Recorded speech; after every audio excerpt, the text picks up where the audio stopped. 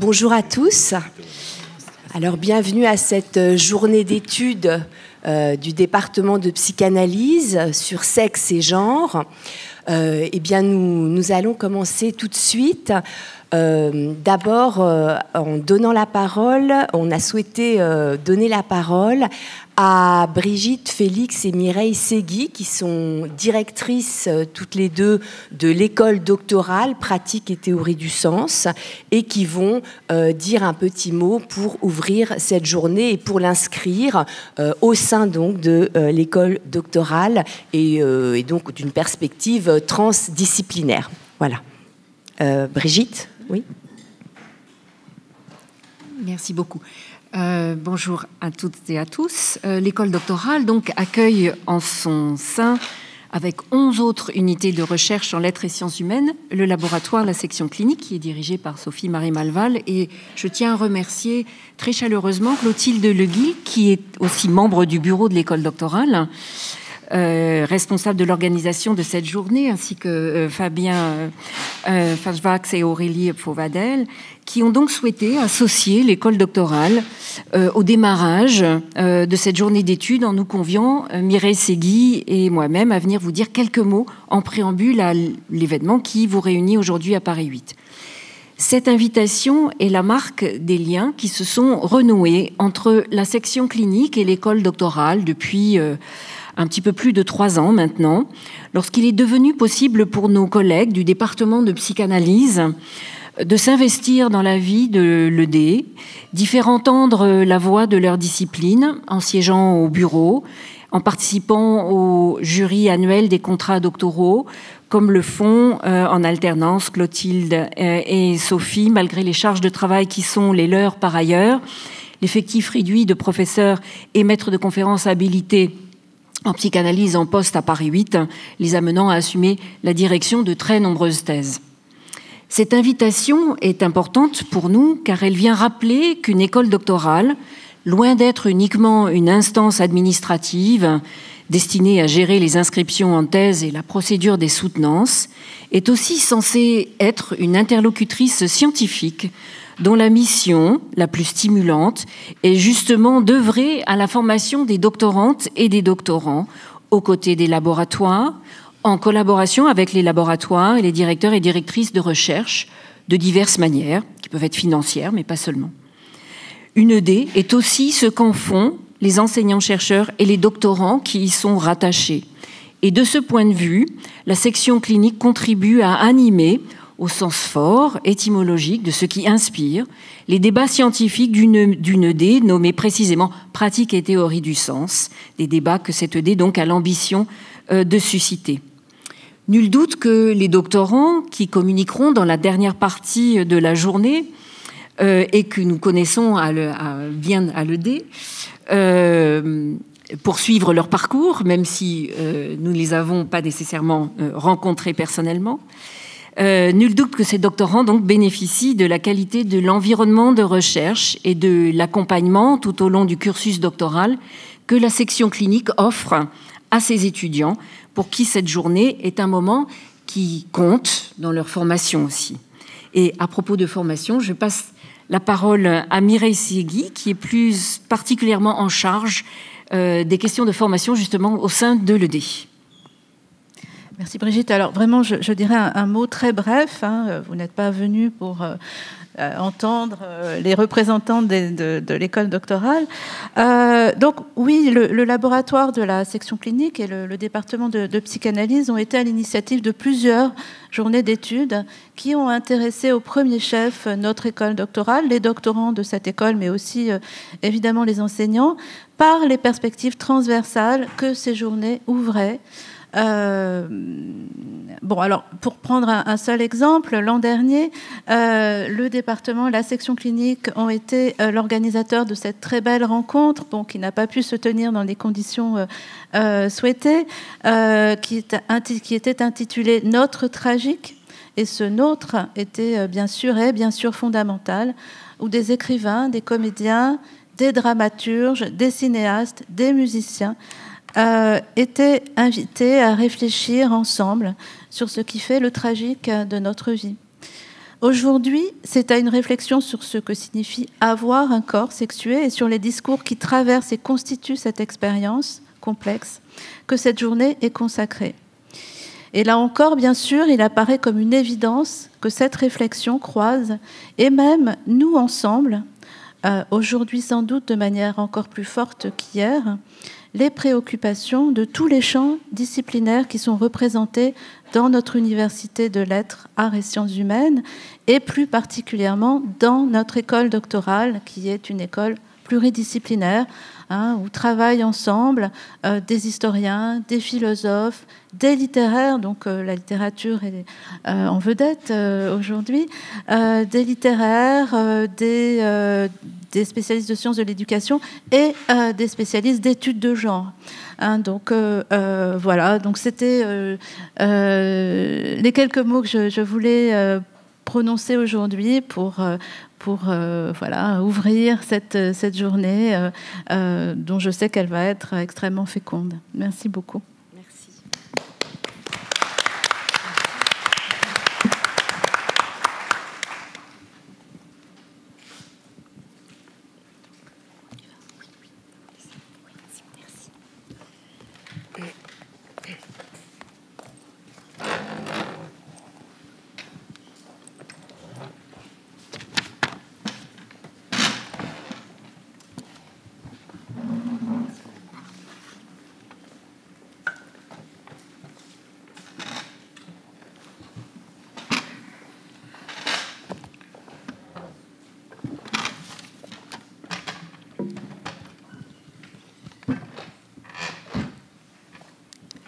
Alors, Aurélie Fauvadel, Fabien Fanoix et moi-même allons vous présenter la problématique de cette journée au titre très simple, sexe et genre.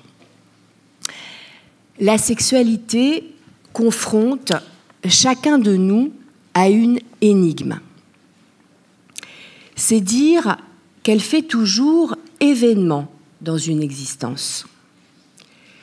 Elle obéit au régime de la rencontre, de ce que Lacan a pu nommer la tuquée, en empruntant ce terme à Aristote. Et à ce titre, la sexualité confronte toujours le sujet au non-savoir. Ce non-savoir a à voir avec la jouissance. Non seulement celle de l'autre que je peux rencontrer en y consentant ou sur le mode du forçage, mais aussi avec la jouissance du corps en tant qu'elle fait irruption, de façon inattendue et bouleversante. Lacan considérait à ce titre que l'être humain projette toujours dans l'énigme son être sexué. On pourrait dire que c'est justement son être sexué qui est réveillé par la rencontre, qu'elle soit bonne ou mauvaise. Pour tenter de dire l'événement de la sexualité, pour tenter de résoudre même l'énigme du sexuel, il est alors possible de trouver des points de repère dans les discours de son époque. Ainsi, le corps de l'être sexué se trouve depuis toujours pris par les discours. Les discours qui tentent de rendre compte de l'étrange logique du désir et de la jouissance. En 2021, il y a à peu près un an, la parution du Sexe des modernes d'Éric Marty a fait événement. Et c'est pourquoi nous avons souhaité l'inviter à cette journée pour orienter nos discussions. Jacques-Alain Miller a pu noter, dans un entretien qu'il a eu avec Éric Marty et qui est paru dans Lacan quotidien, à quel point cet ouvrage nous manquait, nous avait manqué, pour déchiffrer les enjeux des discours contemporains sur la vie sexuelle. De quel sexe suis-je ? Éric Marty montre avec cette question qu'il s'agit là rien de moins que du nouveau to be or not to be des modernes. Il situe ainsi le binaire issu de Robert Stoller dans son Sex and Gender, donc le binaire du sexe et du genre.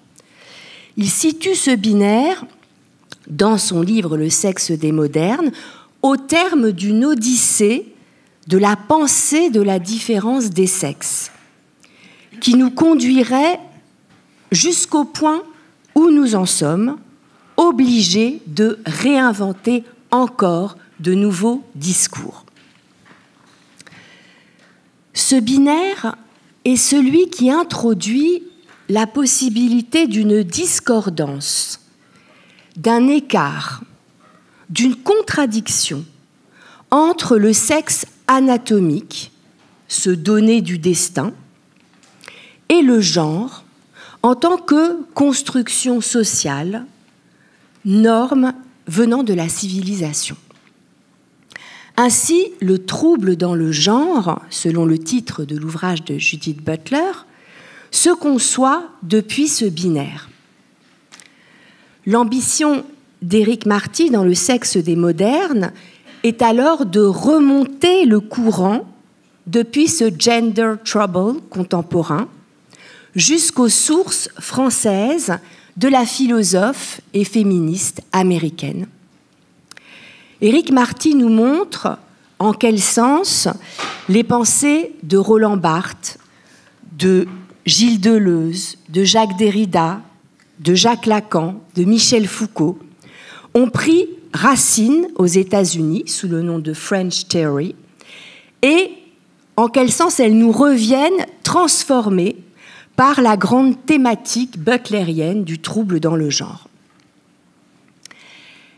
La psychanalyse lacanienne n'aborde pas tant la vie sexuelle depuis cette distinction du sexe et du genre que depuis ce que Lacan a appelé, dans le séminaire 20 encore, le mystère du corps parlant.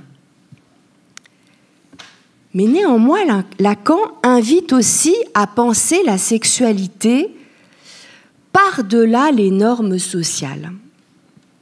Et il rappelle ainsi en 1974 que s'il y a des normes sociales, c'est justement parce qu'il n'y a pas de normes sexuelles. Donc il est aussi question avec Lacan d'une forme de discordance entre le corps et le sujet. Mais ce discord ne se pense pas tant depuis le binaire du sexe et du genre que depuis le binaire du signifiant et de la jouissance. Et c'est ce que Jacques-Alain Miller a nommé, après Lacan, et avec lui, l'événement de corps. L'événement de corps, qui est un événement de dire, dit Jacques-Alain Miller, et qui a lieu au moment de notre rencontre avec le monde de l'autre. Et donc cet événement de corps nous marque de telle façon que nous avons chacun affaire à un dérangement inaugural dans le rapport à la jouissance. Cet événement est toujours singulier et nous confronte chacun à leurs normes et au non-savoir. Et donc c'est cette absence de normes sexuelles que nous allons explorer aujourd'hui au cours de cette journée pour mesurer ce qu'il faut de réinvention artistique, juridique, clinique pour répondre encore à l'énigme du sexuel. Je passe la parole à Aurélie Fauvadel.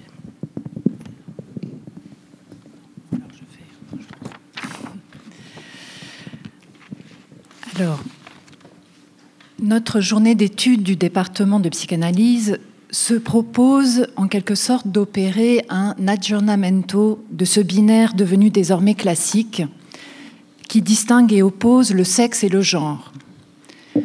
Comment s'emparer aujourd'hui de cette dichotomie, la faire jouer, la mettre au travail, à l'heure où le genre s'impose quasi universellement comme un signifiant indépassable, ainsi que le dit Éric Marty dans son ouvrage dont nous allons parler ce matin, donc Le sexe des modernes.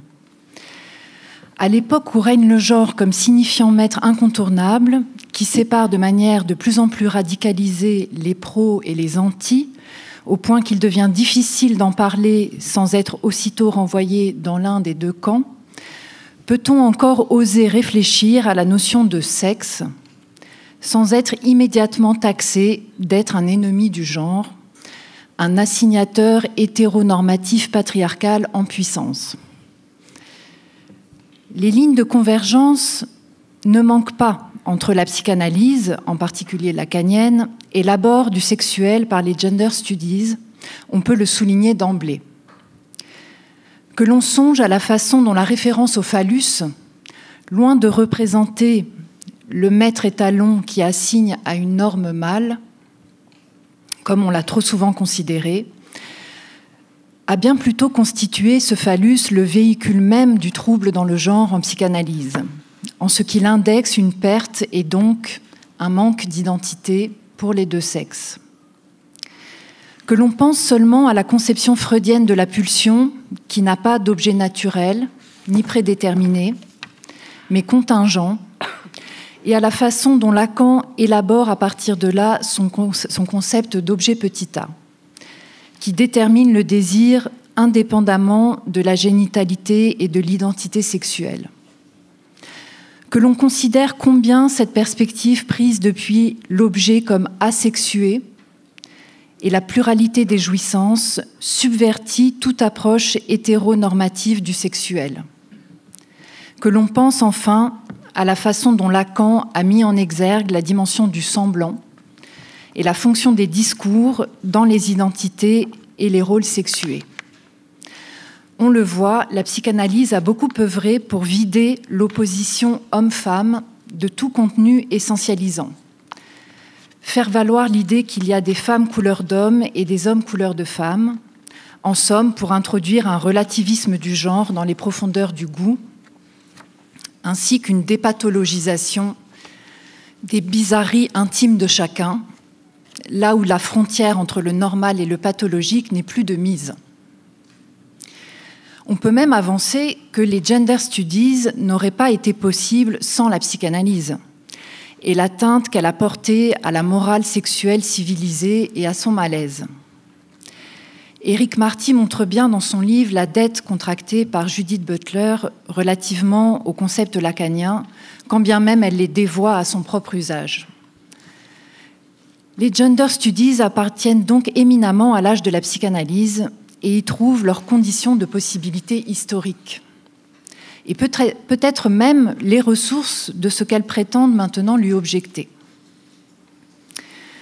Mais là où certains psychanalystes n'hésitent pas aujourd'hui à faire pleinement fusionner leur conception avec celle des études de genre, comme si c'était là le seul moyen de renouveler la boîte à outils psychanalytique et de démontrer que notre pratique n'est ni has-been ni réactionnaire, il paraît aussi essentiel de cerner les points où, disons, l'orientation lacanienne se sépare de l'abord en termes de genre, le risque étant sinon de dissoudre la spécificité de la psychanalyse dans la grande nuit des similitudes.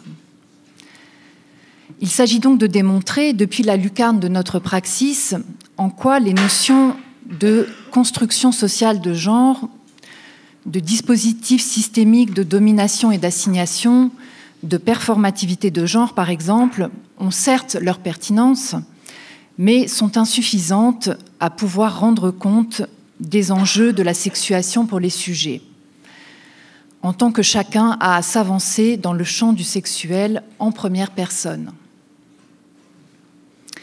Il nous revient donc d'expliciter en quoi il est nécessaire, me semble-t-il, de maintenir une certaine idée du sexe versus le genre en psychanalyse, non pas certes comme origine biologique, ni non plus comme grande loi symbolique du patriarcat et de la différence des sexes, dont les psychanalystes seraient les prétendus gardiens, mais tout au contraire, du sexe comme nommant ce qui vient trouer les normes de genre chez les êtres parlants. Ça rejoint ce que Clotilde disait.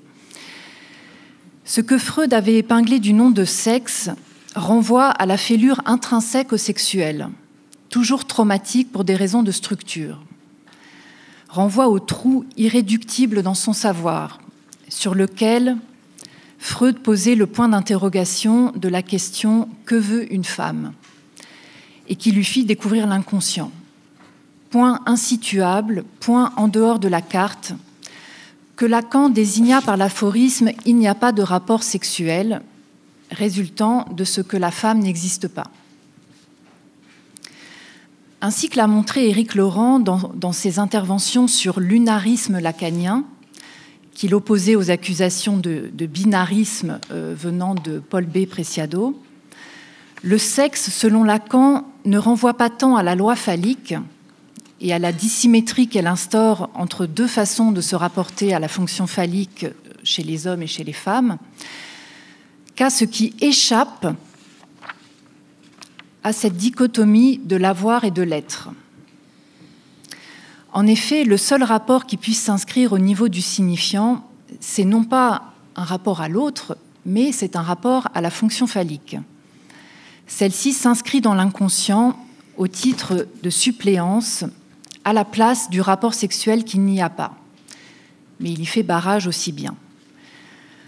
Lacan, avec ses formules logiques de la sexuation, fait effort pour soutenir l'existence d'une différence entre la part dite homme et la part dite femme des êtres parlants, qui ne se réfère à aucune ontologie, aucune identité normative, ne relève pas non plus de la prédication, mais distingue, comme vous le savez, deux modes de jouir.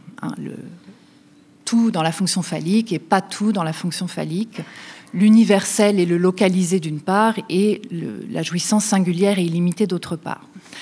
Eh bien, Lacan énonce dans son texte L'étourdi que le sexe, au sens psychanalytique du terme, ne dénote pas le phallus, comme seul symbole du sexe dans l'inconscient, comme on pourrait le croire, mais désigne bien au contraire ce qui déborde cette capture signifiante par le semblant sexuel, ce qui outrepasse la partie représentable de la sexualité, cristallisée en identification, et qui ne se laisse pas résorber dans la logique du pour tous. Alors je cite Lacan dans L'étourdi, où il dit « Ce qu'on appelle le sexe est proprement à se supporter de pas toutes. L'hétéros qui ne peut s'étancher d'univers. Le sexe, au-delà ou en deçà des semblants, concerne ce lieu d'hétérogénéité par excellence qu'est le corps. Le corps jouissant, dont Lacan finit par faire le lieu de l'autre, avec un grand A, lieu de la jouissance en tant qu'elle est hétéros à la norme phallique. En tant qu'il nomme un réel, donc, et non une vérité, on se situe là, on le voit, aux antipodes de l'idée du vrai sexe. Et Michael Bassols a fort bien montré comment cette altérité radicale ne relève pas de la différence binaire entre deux signifiants, mais nous fait entrer dans le champ de l'un sans autre, au sens où ce « y a de l'un » est pour chacun sa différence absolue qui ne comporte aucun autre.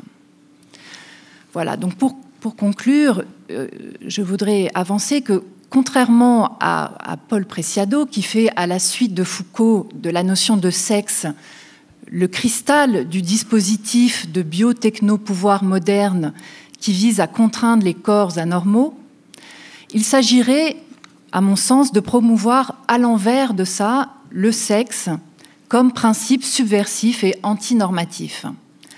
Ce lieu d'inexistence est un trou, et comme le dit Lacan, dans un trou, beaucoup de choses viennent à tourbillonner de façon à s'y engloutir.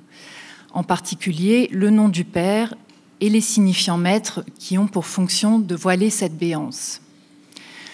Ce concept de trou peut paraître abstrait, alors qu'il se saisit au ras de la clinique, que l'on pense seulement à l'exemple du petit Hans et à la façon dont les premières expériences de jouissance traversant son corps de petit homme lui sont d'abord apparues comme hors sens, faisant trou dans la trame de ses significations, crevant l'écran de son image du corps, perforant et traumatisant en somme le symbolique comme l'imaginaire. Ainsi, ce trou n'est pas simple, il est multiple, dit Lacan. Je le cite, « Il en faut au moins 3 pour que ça fasse trou tourbillonnant », comme en atteste son invention du nœud à 3 réel, symbolique, imaginaire. Je le cite, « S'il n'y a pas de trou, je ne vois pas très bien ce que nous avons à faire comme analystes. Et si ce trou n'est pas au moins triple, je ne vois pas comment nous pourrions supporter notre technique. » Voilà, donc si Lacan relativise et même vaporise le père et sa norme mâle, il accentue parallèlement l'existence de ce réel qui troue le plan des pratiques et des représentations dont la seule économie ne suffit pas à l'intelligibilité des normes de genre. Voilà. Donc je passe la parole à Fabien Fenjouet. Merci Aurélie.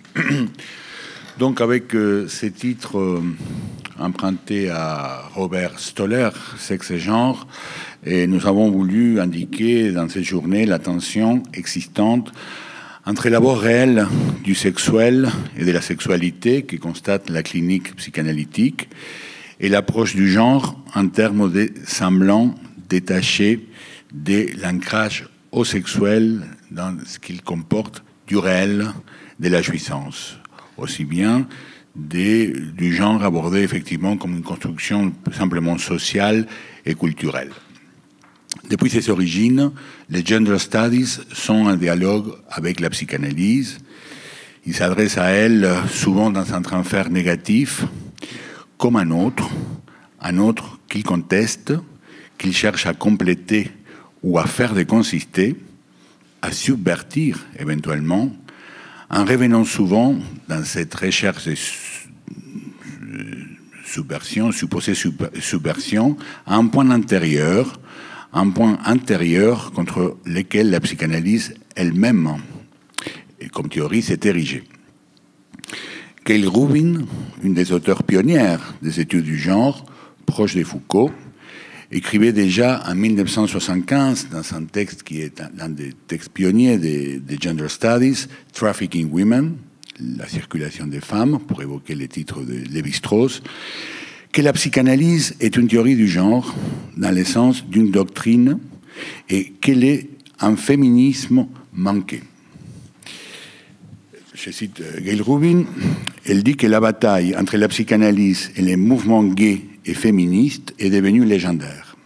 Cette confrontation entre les révolutionnaires sexuels et l'establishment clinique a eu lieu en partie du fait de l'évolution de la psychanalyse aux États-Unis, c'est-à-dire l'ego psychology, où la tradition clinique a fétichisé l'anatomie. Je souligne ce terme, que Lacan dénonçait déjà en 1950. Ce texte est de 1975. L'enfant, quand je continue la citation, l'enfant est censé évoluer à travers les différents niveaux organiques jusqu'à rejoindre sa destinée anatomique. La pratique clinique a souvent abordé cette mission en termes de réparation et des individus qui ont déraillé pendant leur cheminement vers leur but biologique. En transformant des lois morales en lois scientifiques, c'est la critique de Rubin, et la pratique clinique a cherché à renforcer les conventions sexuelles vis-à-vis des individus. Dans ce sens, la psychanalyse, mais elle part toujours de la psychanalyse version ego psychology, est souvent devenue plus qu'une théorie des mécanismes de la reproduction des arrangements sexuels, elle est devenue l'un de ces mêmes mécanismes. Je pense que Lacan n'aurait pas récusé justement cette critique. Et dans ce même article, Gail Rubin évoquait un certain Jacques Lacan qui, avec sa référence à la structure du langage, permettait de sortir toute approche du sexuel en termes anatomiques. Et pour continuer le développement des gender studies aux États-Unis, on pourrait s'arrêter sur Judith Butler. Peut-être on va le faire tout à l'heure dans la discussion avec Eric Marty. Simplement évoquer que Jacques Alain Miller, pas plus tard que cette semaine, et de manière assez drôle, je trouve, sur la chaîne parlementaire, évoquer que Judith Butler elle-même est héritière de Lacan, dans le sens où justement les idées de Jacques Lacan, présentées de manière diluée dans ce monde contemporain, ont influencé beaucoup Judith Butler. Dans le séminaire 19, Lacan énonce que le sexe soit réel ne fait pas les moindres doutes, et que sa structure même, c'est duel, c'est-à-dire les nombres 2. Quoi qu'on en pense, je cite Lacan, il n'y en a que 2, les hommes, les femmes. Dans ce même séminaire, il dit que finalement, hommes et femmes, nous ne savons pas ce que c'est. Ce sont des valeurs sexuelles qui ont affaire au langage. Même si Lacan laisse donc vide la place de la signification de ces valeurs, il affirme qu'il y a 2, et que ces 2 est réel. Cela n'exclut pas que des sujets ne s'accordant pas avec ces réels cherchent à en sortir par des arrangements toujours singuliers avec la jouissance. Ce que Lacan considère, en affirmant quelques années plus tard, le 9 avril 1974, que l'être sexué s'autorise de lui-même et de quelques autres. Par exemple, ajoute-t-il, le registre civil. Bon, à l'époque, peut-être le registre civil s'accordait moins avec justement les souhaits des sujets de s'affirmer d'un sexe ou de l'autre selon l'anatomie. Bien entendu, la formule évoque cet autre connu de tous, l'analyste s'autorise de lui-même. Mais justement, l'être sexué, évoqué ici par Lacan, évoque cet être pour les sexes, terme avec lequel Lacan corrige l'être pour la mort heideggerien, pour dire que finalement, sur la mort, nous ne savons pas grand-chose, alors que justement les sexes confrontent les sujets à un réel avec lesquels il doit justement s'arranger et trouver des solutions. Il y a nulle contradiction ici, alors, entre les s'autoriser de lui-même, d'un côté, et le réel du deux, car de ces réels, l'être parlant peut tisser des trames différentes, des variations des couleurs, à chaque fois singulières, qu'une analyse peut accompagner lorsque les sujets ne se vivent pas en accord avec les stéréotypes sexuels de son époque. Faut-il rappeler ici que la psychanalyse est née justement de la rencontre de Freud avec des sujets qui ne se sentaient pas déjà en accord avec les normes de ce qui était être une femme à leur époque, c'est-à-dire les hystériques. Mais à l'heure où le réel de la sexualité semble s'estomper derrière des semblants mobiles, labiles, flottants, il est très important, et c'est l'essence de cette journée, de rappeler combien c'est l'ensemble de la structure du par-l'être et de son rapport à la jouissance qui se trouve mobilisé au moment où c'est le sexuel qui est en jeu. À l'époque où justement on risque de voir disparaître les principes différentiels du signifiant et de la parole, les principes différentiels du neutre, et comme les développe Eric Marty dans son ouvrage, avec qui nous aurons le plaisir et l'honneur de converser tout à l'heure, au risque justement de produire des fausses subversions avancées comme étant réelles. Merci beaucoup.